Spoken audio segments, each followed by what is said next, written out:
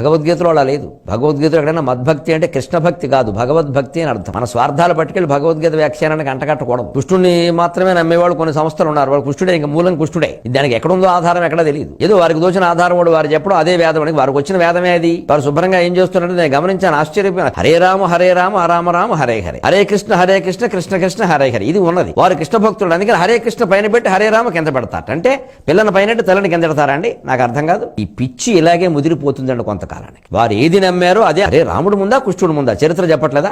ఆ నామం అంతే. హరే రామ రామ రామ హరే హరే, హరే కృష్ణ కృష్ణ కృష్ణ హరే హరే. హరే కృష్ణ ముందే పెడతారండి. అంటే మన కృష్ణుడు ఇష్టం ముందెట్టేస్తాం. ఇంకోటి శివుడు ఇష్టం, వాడు రామకృష్ణ పీకేసి శివ అంటాడు. పనికి మాలిన సంప్రదాయాలన్నీ ఇలా ఎక్కువైపోతాయి, విపరీతంగా ఎక్కువైపోతాయి. ఎక్కడ వారు ఏ పుస్తకం రాసేది ఇంకా భక్తి అంటే బ్రాకెట్లో కృష్ణ. బ్రాకెట్లో కృష్ణ ఎందుకు? కృష్ణుడిని బ్రాకెట్లో పెట్టడం కర్మ ఏమిటి? కృష్ణుడు కూడా బాధపడే విషయాలు ఇవి. నాకు మొహమాటం లేకుండా మాట్లాడడం అలవాటు. ఈ పిచ్చి మూఢతత్వాలు పెరిగే భక్తి విశృంఖలంగా బద్దలైపోతుంది.